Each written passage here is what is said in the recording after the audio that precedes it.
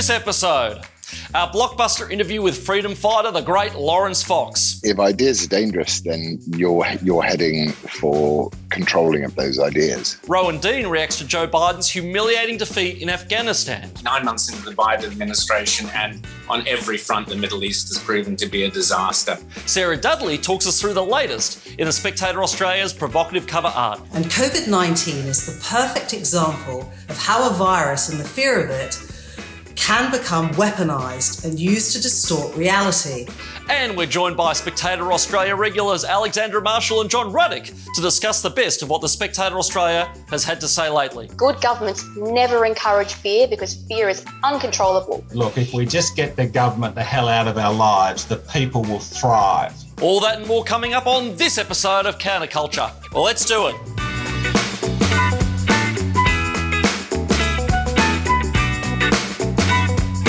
Now, our guest this month is somebody who blasted himself into the political debate in January 2020 after making some obvious but somehow offensive comments during the BBC's Question Time. Yes, you, the woman there, stuck your hand right up. The problem we've got with this is that Meghan has agreed to be Harry's wife, and then the press have torn her to pieces. And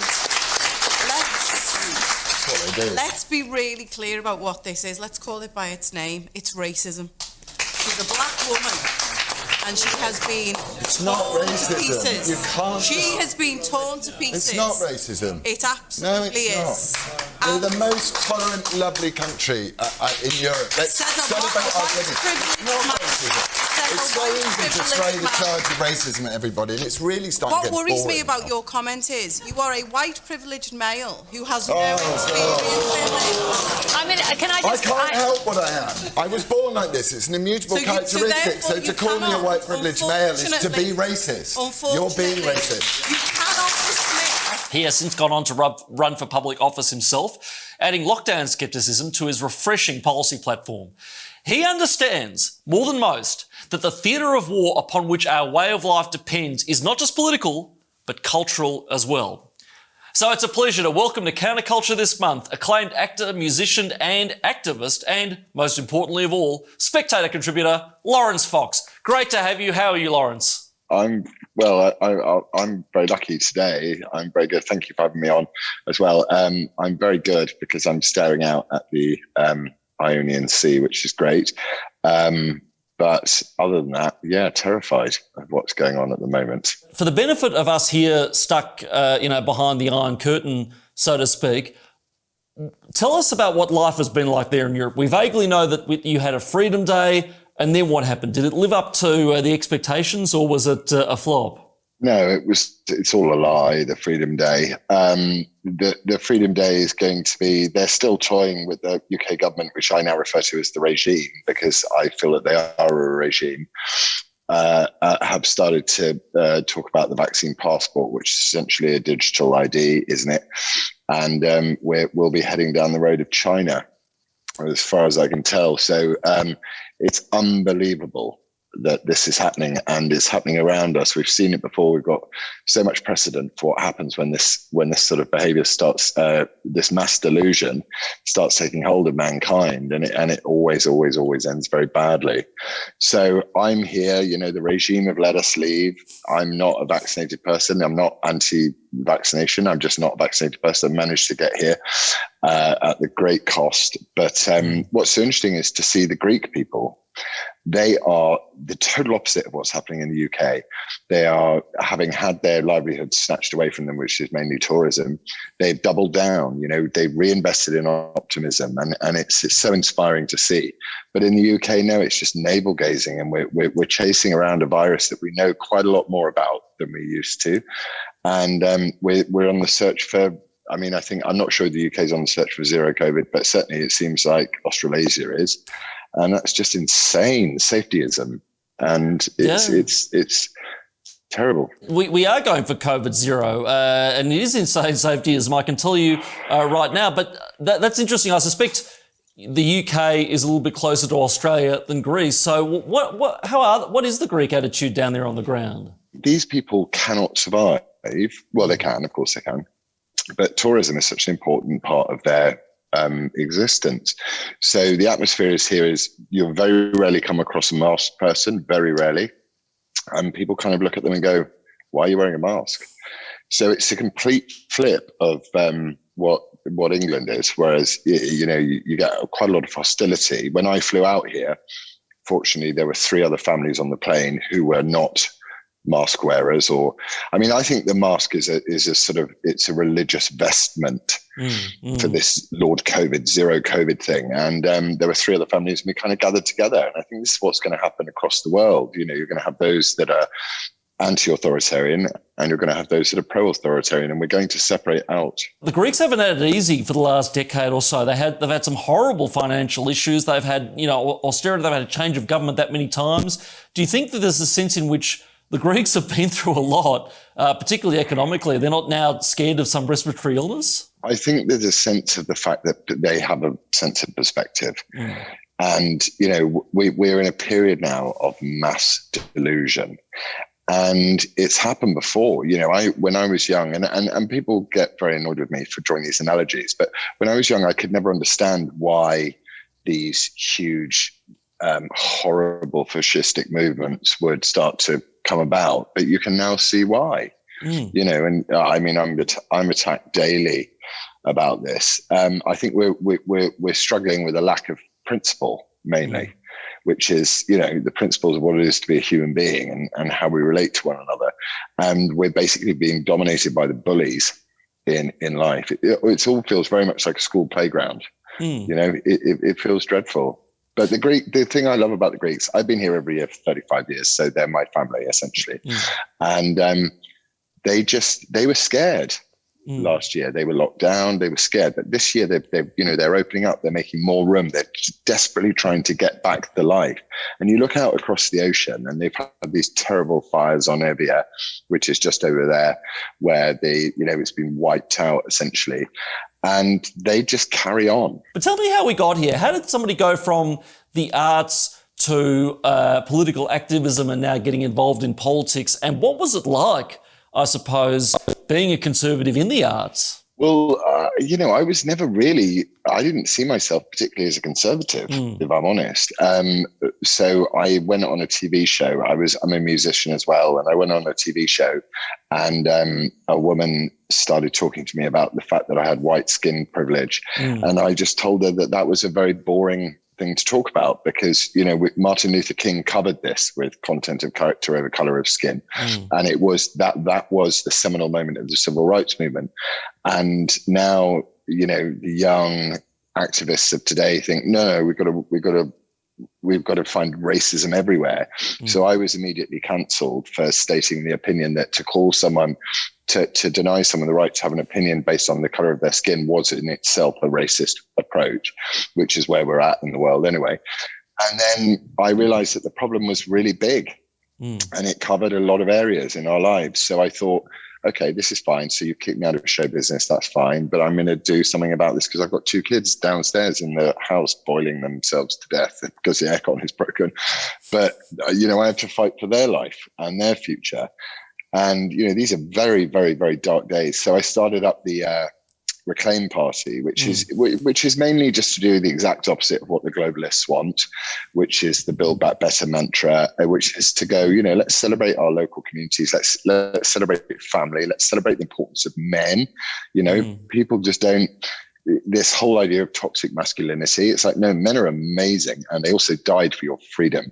So, women are also amazing as well. So, I'm just trying to return a bit of common sense to conversation. And it's amazing to be, I'm brutally attacked, but it's sort of water off a duck's back to me now. There is such a one-sided view thematically in what passes for artistic works. When did your craft, the arts, the entertainment world become so vacuous and so obsessed with this one facet of the human condition? Well, it's every institution, isn't it? So it's not just show business. It's the media. It's our universities. It's our museums. It's our national trust in the UK. The reason why it's done so well is because they realised quite early on that no one would ever vote for this. No one would ever vote this ideology into office. So what they did was they captured every single one of our institutions. And we're now in a position whereby the institutions that are there to defend our culture are attacking our culture. And you've got, and it becomes so inconsistent to the point that you've got, Jen Psaki saying they hope that the Taliban bring in an inclusive government in Afghanistan. And you're like, Jesus, creepers. What they do so brilliantly is they take words and they twist the meaning of words. So they say diversity, equity, inclusion, enacting. So sorry, I'm deviating off on a segue. But it's all related. Enacting, you'll lose your job unless you acknowledge your white privilege. That's you out of a job. And, and who knows where that comes from. But, weirdly, it often comes from middle-class white people, which I find odd. And I would, the last major acting job I did was a Netflix show. And it was a multi-racial cast. It was very diverse in all the ways.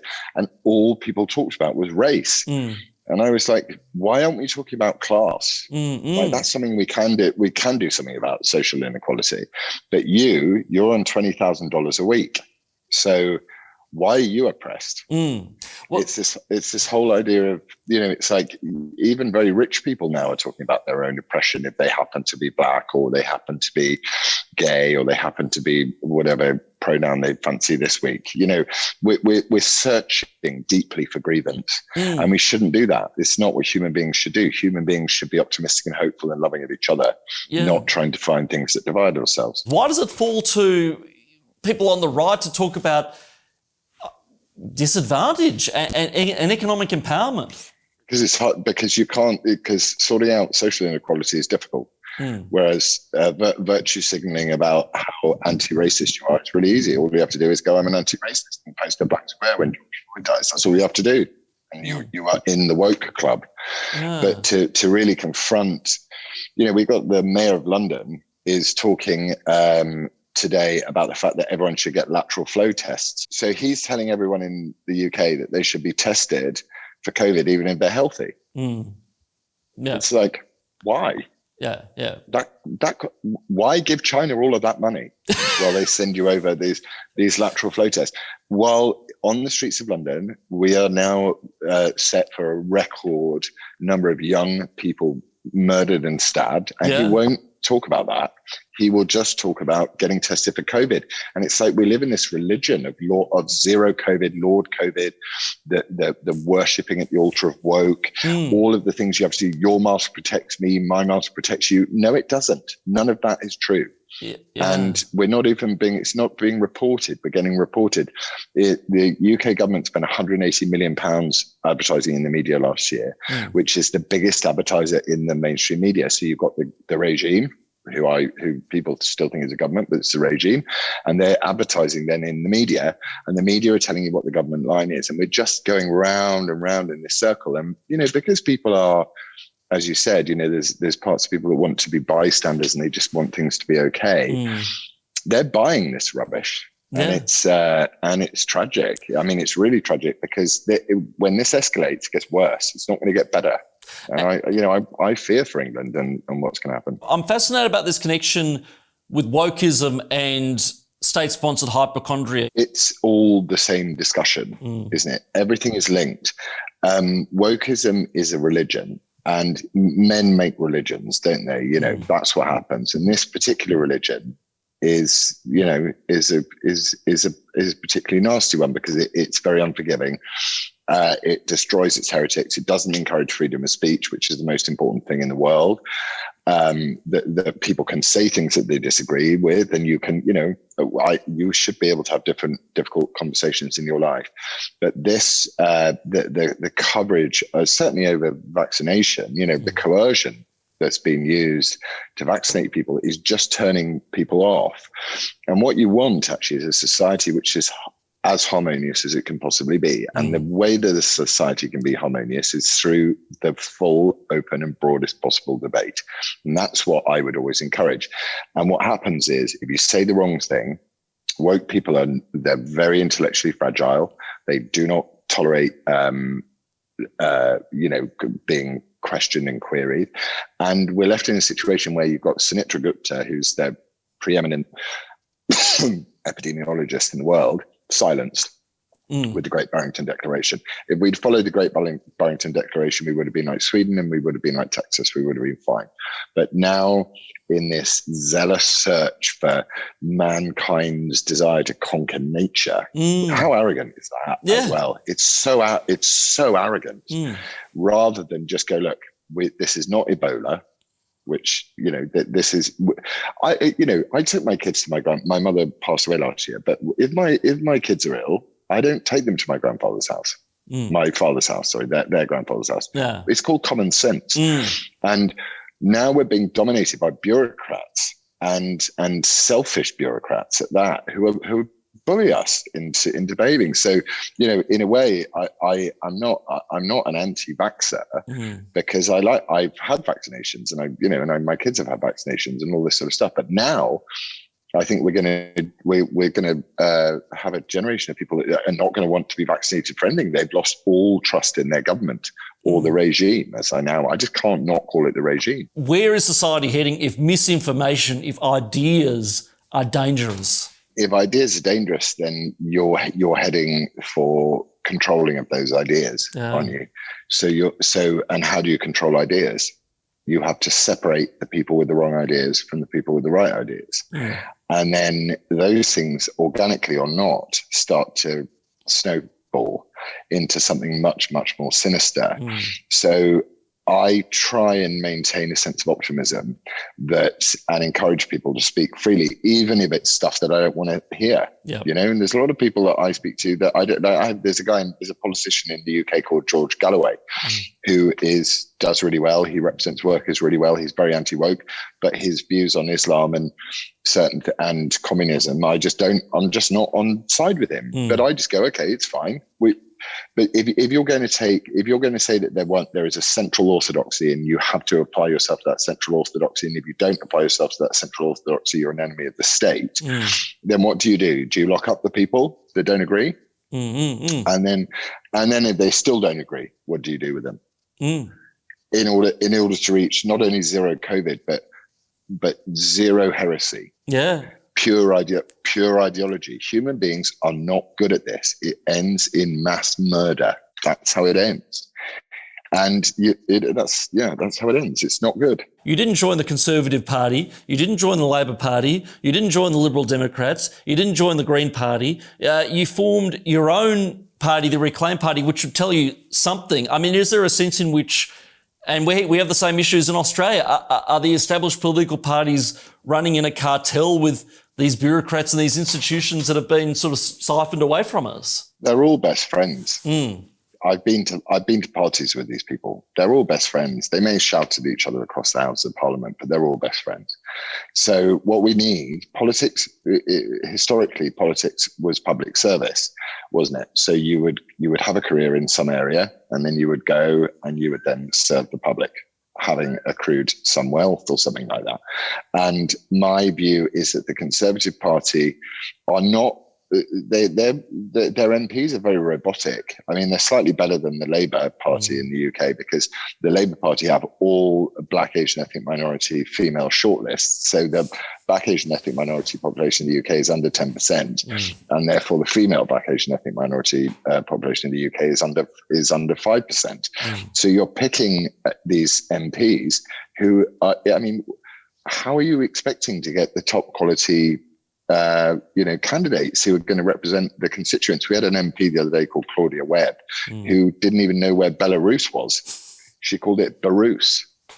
It's like, and then what happens is, if you criticize her for being absolutely thick as mint, you're then called a racist. And it's like, well, hang on a minute. It's impossible. You're making it impossible. So what the Reclaim Party is going to do is we're going to stand small numbers of candidates, because of also the banking system are trying to close us down. So they don't ever want Brexit to happen ever again, that sort of thing. But freedom, Brexit was freedom to the UK, to a lot of people in the UK, and they voted for it. And I think the establishment, the elites, have taken one look at me And that's why they spend much of their time attacking me. And they've gone, we don't want you to exist. So it's impossible we do have a bank account at the moment, but that's under threat. My personal car insurance has gone from £800 sterling a year to £9,500. It's almost impossible to operate. So what the Reclaim Party is going to do is it's going to go, what I do is I go to areas where there's a problem. So we had this problem in Batley with the school teacher showing it as part of as part of a class on blasphemy. So it's like the whole point was to have a debate on blasphemy. He showed the cartoon of the Prophet Muhammad. Actually, you know what? I'm not going to call him the Prophet Muhammad anymore. Muhammad. And he showed a cartoon of Muhammad, and then everyone went mad. And we now have a de facto blasphemy law in part of the UK, which has not been legislated in Parliament. It's not been discussed and voted for. So essentially, we're being driven by how not to offend people. So I'm going to stand people in these areas where there are specific issues that need reclaiming. So if you need to reclaim your fishing industry, I will do whatever I can to help you do that. If you need to reclaim your energy sector, there's a lot of this going on, because at the end of the day, we've got in England, the people of Durham have gone, no, we mustn't use our own coal to power our power stations. So they get the coal driven over from Australia, brown coal, rubbish coal driven over from Australia. And they think they're saving the planet, but actually they're doing more harm than good. It's the true sign of wokeism, is that everything that they are, everything that they accuse you of is the exact thing that they are. So they're bigoted, they're divisive, they're exclusionary, they're all of the things that we don't want to be as a society. And, in my own little way, I don't think I'm going to, there's no way I'm going to be in charge at any point, but in my own way, I'm going to go, I disagree and I dissent. I dissent from this view that you have to vaccinate young children for a disease not going to do them any harm. I dissent from the view that lockdowns are of any benefit to mankind whatsoever. And I dissent from the view that you can bully me into not speaking my own mind. What are some of the fault lines, I suppose, and where are the biggest flashpoints between what the average person in the street is saying and what the political and cultural elite is saying? Where are the tensions? One of the huge tensions is this concept of white skin privilege, because if you go to the poorest parts of the UK, which are rural areas, and they are places with majority white skin population, and they have been absolutely ignored and left to rot, essentially. So if you turn around to someone from Stanley in Durham, and you tell them they have white skin privilege, it's so deeply hurtful for them to be told that. So I think that is a point. It's unhealthy as a society to focus on things that are immutable. We don't need to talk about immutable characteristics. These are things you can't change. Let's focus on the things we can. So there's tension there, and that will resist. I think there's a lot of now. There's a big feeling that universities are probably places where people are getting indoctrinated rather than educated. And I think, there's a growing movement to say that an honest day's work is a wonderful thing. And, I think that's where that's coming. So I just want to prod and motivate and encourage the people of Britain and everywhere around the world, all secular Western democracies, to go, being a father is an amazing thing. I'm a divorced man, so I've obviously not succeeded in the keeping a family together thing. But I still so wholeheartedly believe in the importance of fathers. And, these are things that really matter to people, taking pride in their work, whatever that work is. It tends to be very middle class, very, the spoiled offspring of capitalism, who turn around and lecture and finger point at people. And, the UK Labour Party should be representing these guys, but they don't. And the Conservative Party are now the Green Party, and they're also socialists as well. So we're in a very horrible period of flux. And my hope and my faith, because actually I really do believe that you have to have some faith in this situation, is that the good is that good always trumps bad.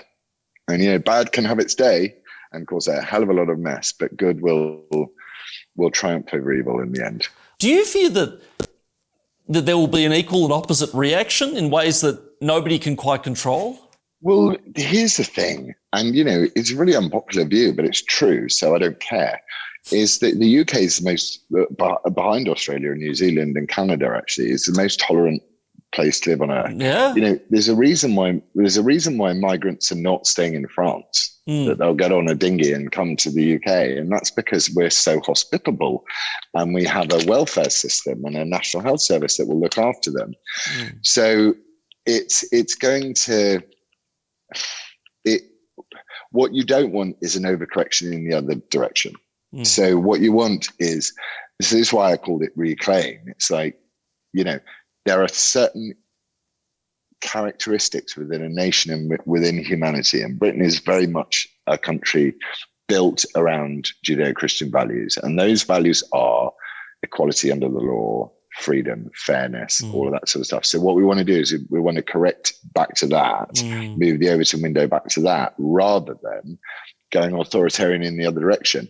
But while people can still walk around and go, you're a racist if you don't acknowledge the fact that I'm black and I'm therefore, deprived in some way, it's ridiculous, because actually, if you break that down as an idea, it's very racist in it on its own to say, America has this problem, don't they? Go, well, why should black people get ID cards to vote? It's like, and I think even Biden has said it. He said, or Kamala Harris has said it. It said black people don't have access to the internet. It's like, what? Anti-racism is racism. It's just got the word anti in front of it. Yeah. And my beautiful brother, calls this period the Unlightenment. He says we're living in the Unlightenment. And Brendan O'Neill wrote a great bit for Spike the other day about the Afghanistan situation. He said, how can you defend Western democratic values if you spend your whole time trying to undermine them? Yeah. You get what you pay for in life. You make your bed, you sleep in it. And I'm just not going to sleep in that bed. Is liberal democracy in retreat? And if so, what can we do to rescue it? I have a slight worry that capitalism has spawned its own destroyers. Yeah. So I was sat with a young girl yesterday my kids were playing football down by the beach, and she was giving me the whole woke thing. And I was saying, okay, but you're making a lot of claims here that you should be able to back up with facts. Yeah. And she essentially implied that facts were also racist. Oh, you're joking. And then I thought, okay, so once you've got into this discombobulation to the point where you're trying to hold, look, I'm not very clever. So I find cognitive dissonance unpleasant. I can't hold two thoughts in my mind at the same time that are totally contradictory. So my hope is that this ever voting, thank God, silent majority will have an opportunity to express themselves in the coming time. Something's got to give. As I said, I don't know what it is, but I think it's going to be Rakshas this time. I really do. Yeah, I agree with you. But it'll also be money.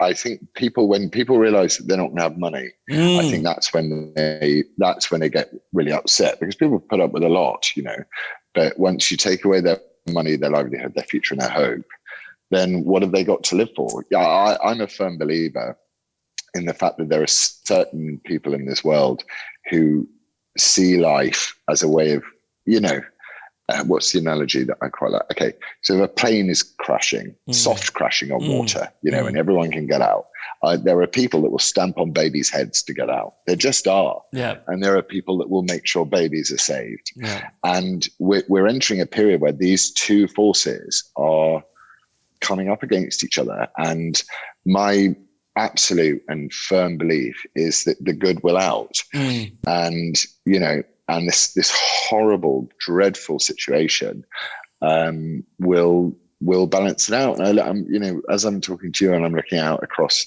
Greece, these places, the Nazis came here, they killed and massacred people on all these islands, and these islands are still here and the crickets are still singing. And I think, we just need to know that life is, nature's laughing at us. Yeah. And we're not in control of it. Yeah. And we must live in hope and gather with the people that have hope. And actually, weirdly, I'd say that, well, no, don't hate say it, but I think people need to pray, actually. We are the first civilization in human history that has paid people not to work. The UK did it, Australia did it, the US certainly did it. 1/5 of all US dollars currently in circulation have been printed in the last 12 months alone. Are you as concerned as I am, and this is one of my favourite subjects, about the inevitable consequences of trying to walk on economic water like this for so long? I mean, something's got to give, surely. Well, yeah, I mean, I think the vaccine passport is designed to bring in a CBDC, central bank digital currency. Yeah. I think that's the whole point of the vaccine passport in the UK, certainly. Our currency is now nearly 50 years old in its decimalised form. We have no interest rates, haven't had interest rates for 10 years. Wages have not gone up in more than that in 20 years. And yet inflation, the government's figures on inflation are 5%. It's not, it's 12, 15%. People are going to be extremely impoverished. And also look at politicians, man. I hate to say it again, but they're thick as mints, a lot of them. Yeah. So I don't want to put Rishi Sunak in charge of creating a central bank digital currency for the UK. That you would want to leave to the Chinese. So I hope that people. I mean, I don't know enough about cryptocurrency and things like this, but I think that the more people can take control, take their money out of the system of government and into their own hands and peer-to-peer financial transactions, the better. But it's a dangerous time because they're going to, if the UK doesn't bring in an ID card scheme, then the UK is not going to be able to bring in a new currency. And that's just the way of it. So it's rocky roads. Great chatting to you, and keep up the good fight. We can learn a lot. Lovely to speak to you. Thank you for having me. Now, if you're enjoying this show, please make sure you hit that subscribe button down below so you don't miss a thing. And make sure you give this video a like as well. As always, we need all the help we can get in beating that big tech algorithm and getting our message out. And of course, if you're liking this show, you will love Morning Double Shot, a daily edition of Spectator Australia goodness brought to you by editor Terry Barnes. Terry is up bright and early each and every morning, scanning the news and offering you your first shot of comment for the day, helping you make sense of whatever madness the morning news brings. Plus your daily highlights of what the Spectator Australia is saying about the issues that matter. And now, as always, it's time to hear from our esteemed leader, our Editor-in-Chief of the Spectator Australia, Rowan Dean. And now it's great to welcome our Editor-in-Chief, the great Rowan Dean. Rowan, welcome to CounterCulture. How are you? I'm great, Gideon. How are you going, mate? I am very, very well. Now, the focus of your editorial this week, mercifully, is not yet more on the coronavirus. We can talk about something else, which is a very sad development, which is the takeover of Afghanistan by the Taliban again. So what's been your message in the editorial in the magazine this week? Well, never missing an opportunity to pat oneself on the back, Gideon, which, as you know, is a Spectator trait. It is worth pointing out that the week after Joe Biden was elected, in inverted commas, I'm still one who believes that perhaps there were some nefarious goings on in the various polling booths across the states. But anyway, that very week that Joe Biden was elected, we ran a story by David Adler, Dr. David Adler. I know you've had him on this show, from the Australian Jewish Association, who pointed out that Biden would be a disaster for peace in the Middle East. And we did a very hard-hitting cover, which Sarah Dudley and Ben Davis did, showing Joe Biden and Kamala Harris holding up the canary in the coal mine thing, but they had a dead dove of peace in the cage. And it was about the darkness descending on the Middle East. Now, a lot of people got very upset by that cover, complained that we weren't giving Joe Biden a fair go, that, we were too pro-Trump, that how dare we suggest that Biden and Kamala Harris would not have the best interests of the Middle East at heart. Well, Gideon, That was November. We're less than a year from, we're 9 months into the Biden administration, and on every front, the Middle East has proven to be a disaster. So the editorial points that out. Not only have the Abraham Accords been kind of dashed and thrown to one side, you've got Syria's a mess, Lebanon's exploding. Of course, we had Hamas and Gaza and Israel only a couple of months ago with the bombs coming over. Weakness begets weakness, and Biden is a weak leader. And the rest of the world, starting off in the Middle East, but not exclusively the Middle East, are determined to take advantage of his weakness, and heaven help us all, Gideon. Yeah, and, it's so funny to me in the sense that I am old enough to remember in 2016 when Donald Trump was supposed to be this dangerous buffoon, this inexperienced foreign policy leader, this person who was going to be such an embarrassment, who'd weaken America, abandon the allies, etc., etc., etc. He was actually a fantastic foreign policy president. He brought in this brief flash of American strength after the Obama years. Now that has been completely extinguished, and everything people thought that Donald Trump would do, Joe Biden is doing in spades. When will people admit that Joe Biden is much worse than they ever thought Trump was going to be? And as I say, I mean, you knew it, Gideon. We knew it at the Spectator, at the IPA. So many people who were pro-Trump recognized this fact and recognized what a danger Biden and Harris would be to the rest of the world. And it's just, unfortunately, it's a horrible thing to say, but we were completely correct in that assumption. And all the lovies, the hand-wringing well-wishers, and isn't it going to be great to have a touchy-feely woke president? Will they admit that they were wrong? No, probably not. And already they're trying to blame Donald Trump for Afghanistan, which absolutely, he has to share some of the blame for having said we will pull out. But you mentioned how good the administration was at, American exceptionalism, American strength. Of course, Mike Pompeo was a key part of that, Gideon, superb Secretary of State there, who just thoroughly understood how to project American strength abroad. And, he has made it very clear that the Trump administration had a clear plan to make sure that any withdrawal from Afghanistan took place without the rout that we have seen under Biden. Well, that's the thing, and it's difficult to blame Biden entirely for this because, and I remember, I was a teenager at the time, we all believed in the neocon dream where we could go off overseas and prevent future terrorist attacks by enforcing democracy at gunpoint. It was naive, it was stupid, it didn't work. We shouldn't have been in Afghanistan for as long as we did. But all that said, while I agree in calling time after 20 years on the Afghan war, surely it didn't have to be like this. And of course not. And we've seen, we've seen, for example, in South Korea, where the Americans have stayed, in Germany, the Americans are still there. You can keep minimal troops for decades at small cost to preserve the gains that you have made. And there's no question that huge gains were made, particularly for women and girls in Afghanistan, but for society in general. There's a whole middle class that didn't exist before, very westernized, who are now, unfortunately, hanging on the bottom of airplanes trying to get out of the place. But it could have been handled properly. It could have been handled in a manner.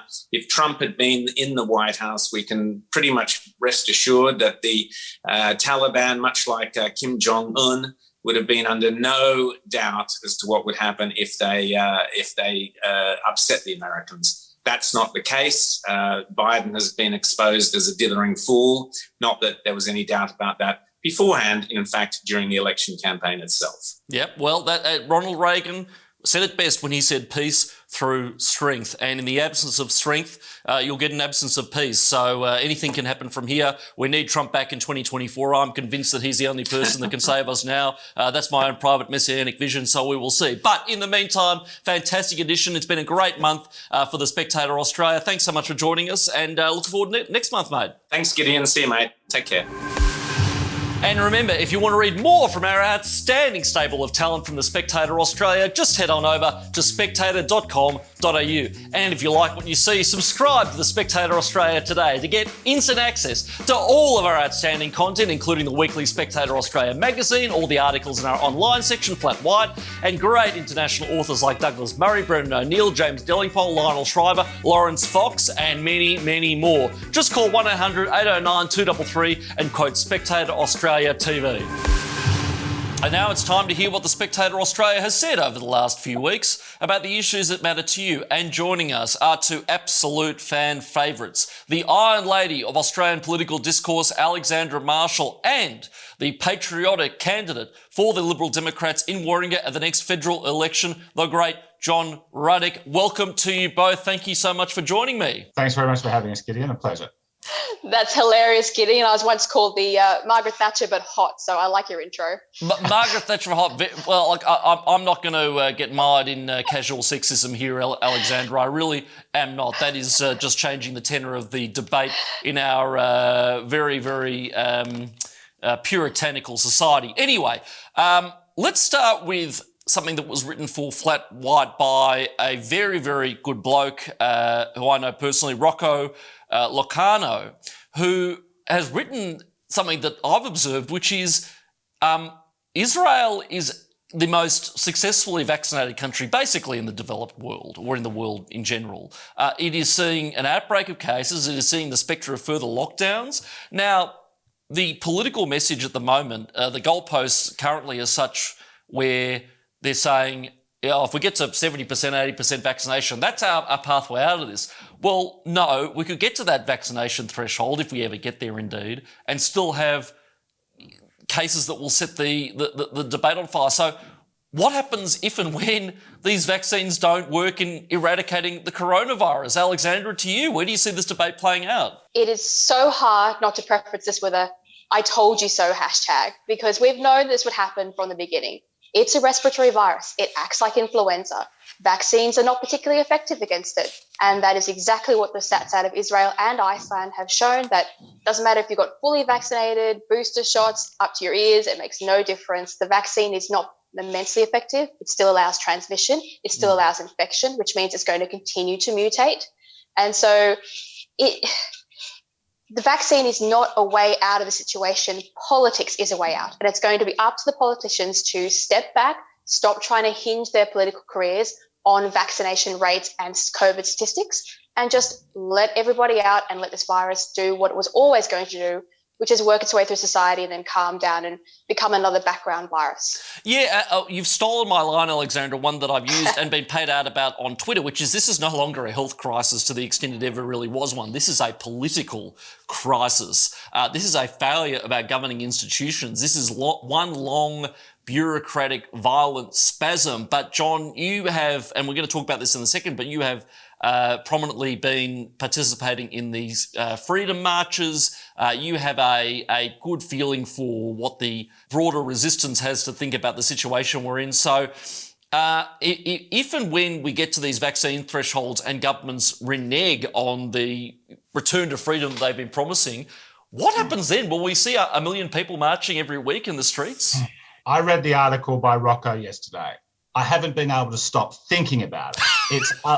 It's alarming. It is truly alarming. Now, if there's any nation out there that truly cares for its people more than any other, I would say it's Israel. They've been through a lot in history. So, I wouldn't think that they'd fall for political spin. So Israel went out at the beginning of this process. They heard Pfizer's got the best vaccine. I understand Israel went and paid top dollar to get their people fully vaccinated at the beginning. Now, the data looked very good for the first few months. But the Israelis, I trust their government. And their top people are coming out and saying, gee, it's working for 3 months and it seems to be sort of fading. Now, this is the point that I think hasn't been made, and it's a good one. In the Northern Hemisphere right now, we've had 2.5 months of summer. And last summer in the Northern Hemisphere, when there was no vaccines, there was basically very little COVID that had affected the Northern Hemisphere in its first winter and its second winter. Now we're 2.5 months into summer, and a winter-like virus is out of control, except in 2 countries that I can identify. Sweden. Now, Sweden, I don't know if it's related to the vax. Sweden's pretty much vaxxed the same as Western Europe, Northern Europe. And Sweden has basically, they've got a little bit of an uptick, but it's nothing like the rest of the world. Now, why is that? I'm not sure if it's related to the vax, and I agree with what Alexandra said. Yeah, look, some people they know a lot more about this stuff than me were warning this could happen. But in Sweden, they took the policy early on. Good old Sweden, left-wing Sweden, took the policy early on. We actually want the virus to circulate. We want to get some natural immunity, and that is paying dividends. So we should just sort of call it a day and follow Sweden. Hashtag Sweden was right. They knew that if they exposed enough of the population to the virus, they get proper herd immunity, and it's paying off now, just like they said it would. Staying with the role of infection with or without a vaccine, one of my favourite authors, in fact, probably my favourite living author, Lionel Shriver, has written an excellent piece for The Spectator this month where she said that vaccine passports, leaving aside the horrible precedent they would set and the real challenges they have for basic freedoms, they're actually kind of pointless because, as we've just said, vaccines certainly don't stop infection by all that much. So, Alexandra, to you, why have we made vaccination this collective all or nothing thing? Well, first of all, vaccines have only ever been about your personal health. The idea of mass vaccination was introduced for the purpose of eradication, and that is they're trying to mimic herd immunity, which occurs naturally, with vaccine-induced herd immunity. Now, that's only possible with vaccines that stop transmission and stop infection, so that you rob the virus of hosts. That's how it works. That's what herd immunity is. But in vaccines that don't stop transmission and don't stop infection, you cannot achieve eradication. And so the premise of a vaccine passport has no argument in science or logic, forget morality or ethics. So the idea that we're going to bring in a vaccine passport for this particular infection and this particular set of vaccines is a nonsense. It's not going to do anything. But your question about why they did it, it became political. Politicians lodged their political campaigns on, we'll keep you safe from the virus. Therefore, every case number is a threat to their political campaigns. They will use it against each other and to hold the state hostage while they go to the next election. So don't expect them to loosen up anytime soon. This is going to get worse before the next election. Let's cut to the chase. This is the left, okay? The political left overhyped the crisis, and then they wanted to be seen as the savior, our savior, and then they had to come up with a solution. The solution was the vax. Now, if you deviate from that, they want to have it's almost like they're relishing having a minority that won't get vaxxed for whatever reason. Let's say it's 20 or 30%. It's almost like they are relishing having a little group to harass. A scapegoat. You see it in some of these opinion pieces. People say, yeah, we've got to get those rats. It's frightening. Even people who are dead against lockdowns, agree with them that they don't work, that they should be ended, they should never have been attempted.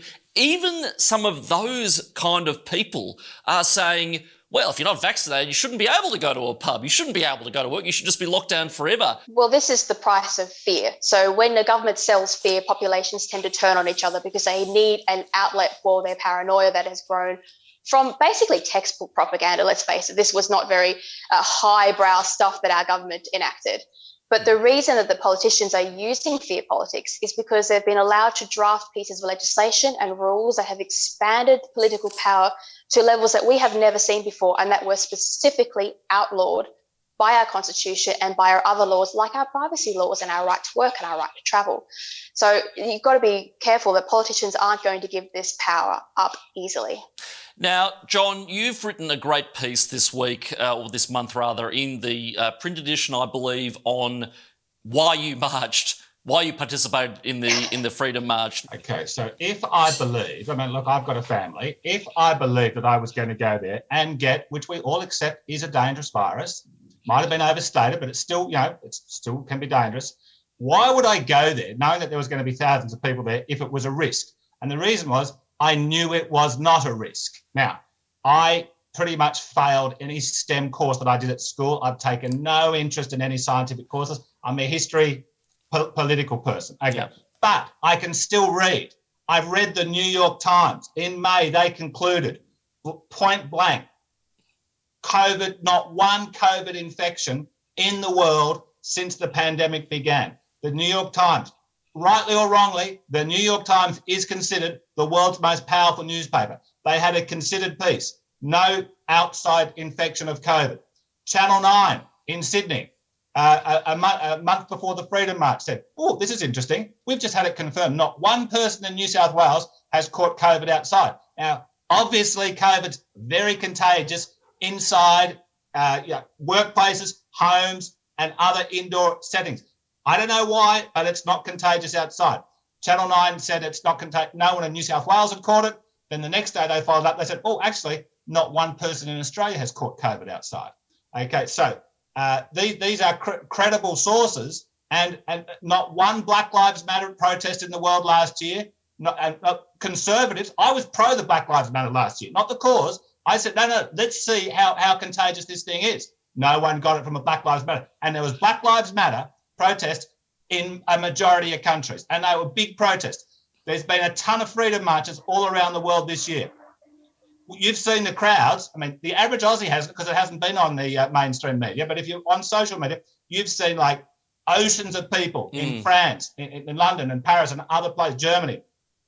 Not one person has caught COVID at a freedom march. So I went to that freedom march knowing that I wasn't going to get COVID and no one else was going to get there. Now, so I turned, and I sort of thought that other people accepted this. And I look, people are accusing me of being one of the organisers of that thing. I basically heard about it the night before, and I thought, look, there's all these good people going out there, and I can either sit in bed and watch the Olympics, or I can get out of bed and I can go and do my little bit to help these people. That's why I went along. Now, then I come home.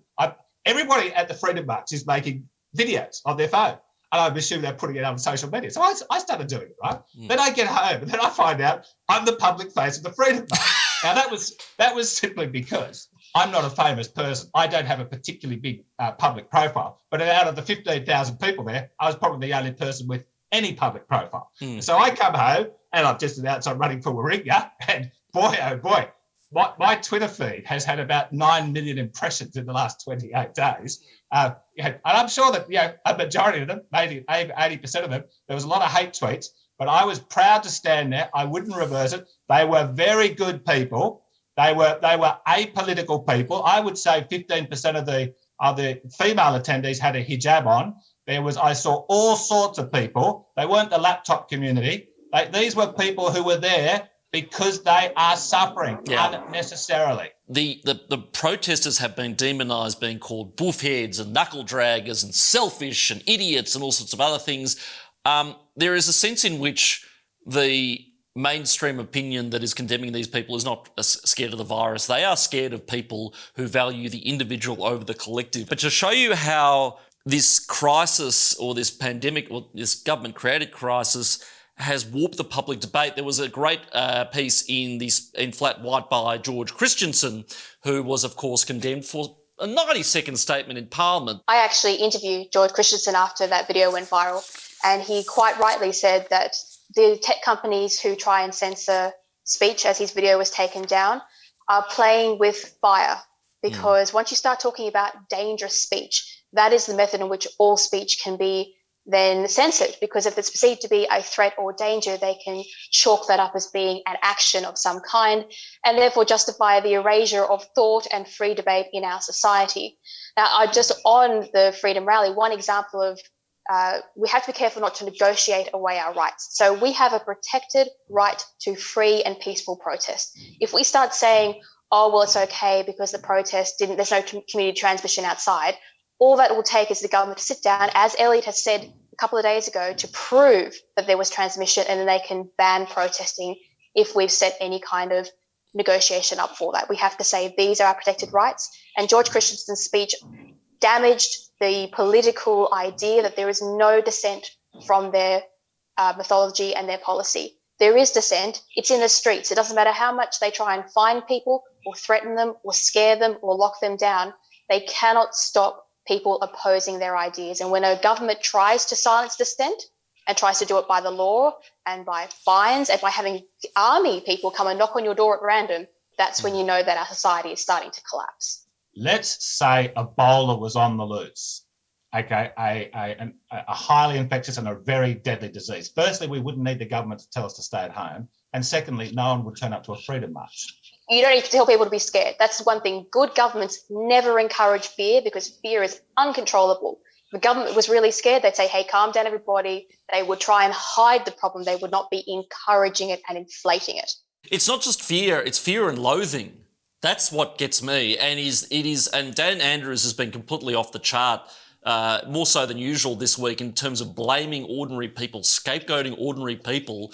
But there's a great article in this weekend's edition of the Spectator Australia by Rebecca Weiser talking about the moral busybodies, talking more about the self-proclaimed experts who are addicted, absolutely addicted to telling us how to live our lives. Rebecca Weiser has been an absolute warrior from day one on this. And, if in 10 years' time, the COVID skeptics, there's either going to be get a knighthood, or there's going to be guillotines in Martin Place and Flinders Street. But Rebecca Weiser has really been at the intellectual forefront of trying to dismantle this. I'm so thrilled that the Spectator, often publishes her pieces. But her piece this week was principally about the persecution of alternative views related to science.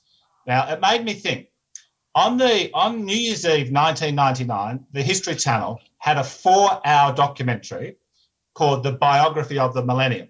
And it ranked, because it wasn't just a normal New Year's Eve in 1999, it was not just the end of a century, it was the end of a millennium, big deal. And the History Channel ranked the top 1,000 people in terms of influence for the last 1,000 years. It was fantastic. It's on YouTube. It's worth watching.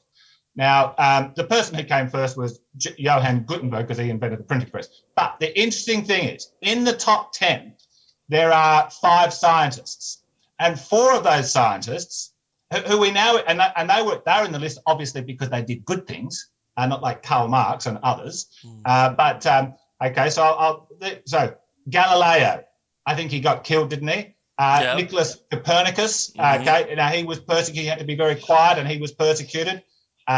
We had Albert Einstein was kicked out of Germany. Would have lost his life if he had stayed there. Now Charles Darwin, we can't say he was really persecuted, but he was very much derided for a number of years. In fact, he was too frightened to publish Origin of the Species for 20 years because he thought this will destroy my reputation. He finally did come out of it. It was very controversial for a while, but now he's recognised as one of the great figures. He came third on that list, by the way. So my point is, if there is a contentious scientific debate and there's politics involved in that contentious scientific debate, and if the politics wants to persecute one side of that contentious debate, and that one side will be the minority, there's a very good chance, ladies and gentlemen, that persecuted minority position will be the correct position. And you could apply exactly the same thing, and I suspect we will one day, and history will judge, to climate change. But we are way over time, but it is so good to speak to both of you. Thank you so much for all you write for the Spectator Australia and for putting those ideas and being the voice of the resistance. And looking forward, as always, to see what both of you have to write next. Terrific. Good on you. Thanks, Gideon. See you, Alexandra. Thank you very much, Gideon. Well, this program is a co-production of the Institute of Public Affairs. For 78 years, the IPA has been Australia's voice for freedom, democracy and the Australian way of life. We fight for freedom of speech, the power of the free market, an honest debate on climate change and the timeless value of Western civilization. We don't receive a cent from government and are not beholden to nervous advertisers. We speak out only because of the support of the thousands of great Australians who are proud, patriotic, paid-up IPA members. So sign up now to the Institute of Public Affairs to support our important research as well as exclusive benefits like priority access and discounts to IPA events, our quarterly magazine, the IPA Review, our weekly email roundup for freedom enthusiasts called Hey, What Did I Miss? Regular updates from Executive Director John Roscombe offering his take on the tough issues of the week, policy updates, I should say, from our gun research team, giving you all the ammunition you need to own that lefty mate at your next insufferable dinner party, and some merch as well. And also, I'm very excited to let you know about a new podcast from the IPA, Australia's Heartland, with the great Tony Abbott, which is your voice in the debate about Australia's future.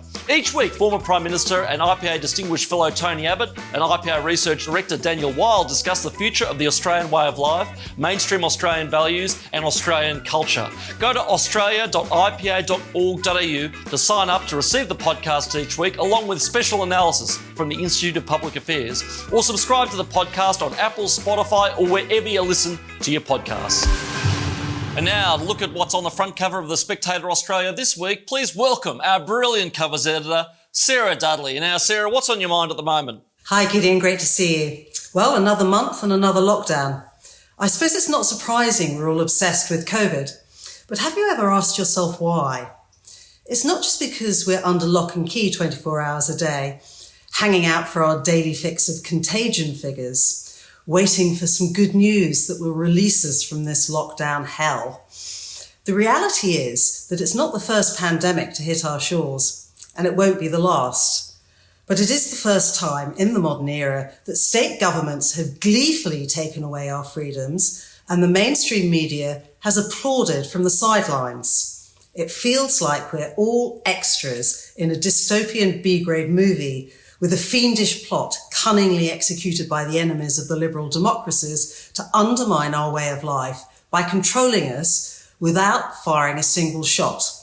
Or does that sound plain paranoid? Well, Spectator writer Jason Thomas doesn't think so. In his brilliant article True Lies, he demonstrates exactly how we have all been manipulated by nefarious forces with a form of psychological warfare he calls active measures. And COVID-19 is the perfect example of how a virus and the fear of it can become weaponized and used to distort reality, undermine trust and distract us from what is going on right under our noses.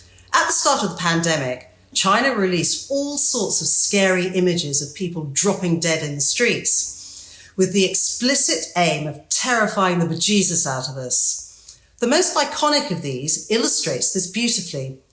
You might remember the shot of the cyclist passing an old man lying prostrate in the road, supposedly deceased. Well, that's the image we used on the front cover. The cyclist is saying, "Stay down, everyone will think you died of the Wuhan plague." And the old man thinks to himself, because he's too scared to speak up, "Are you kidding? If I get up, they'll kill me." Presumably, the Chinese authorities had a good laugh at our gullibility while they closed all their international borders and sent thousands of infected citizens on aeroplanes all over the West. Active measures, Gideon, they're a thing. I'll never read anything again without wondering if I'm being manipulated. I'm truly paranoid that I'm getting paranoid. Well, you can always rely on the real news coming out of the Spectator Australia. And speaking of which, let's talk about the very topical front cover this week. For this week's cover, Gideon, it's hard to go past those extraordinary images of the chaotic American withdrawal from Kabul and the implications for its long-suffering citizens, especially the women and girls who had gained so much from their Western education. So on the cover are two Muslim girls in their bedroom. The elder looks worried and says to her little sister, "It's terrible. We can no longer go to school or university or work, show our faces, or have a life." The younger girl looks at her sister alarmed and says nervously, "Taliban?" Without missing a beat, the older girl says, "No, Gladys." So the cover combines the two biggest stories of the week, which are both in their way a danger to life, liberty and reason.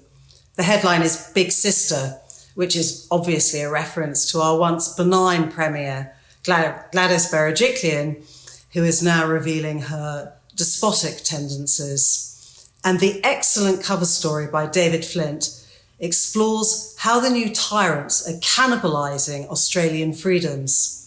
Thoroughly recommend that one, Gideon. Excellent. Well, thanks, Sarah. See you next time. Look forward to seeing you soon. Well, that's it for this month's edition of CounterCulture, right here on Spectator Australia TV. Remember to sign up for regular updates with Morning Double Shot over at spectator.com.au, and remember to access all the content from the wonderful Spectator Australia magazine and the website. Just call 1800 809 233 and quote Spectator Australia TV. Until next time, friends.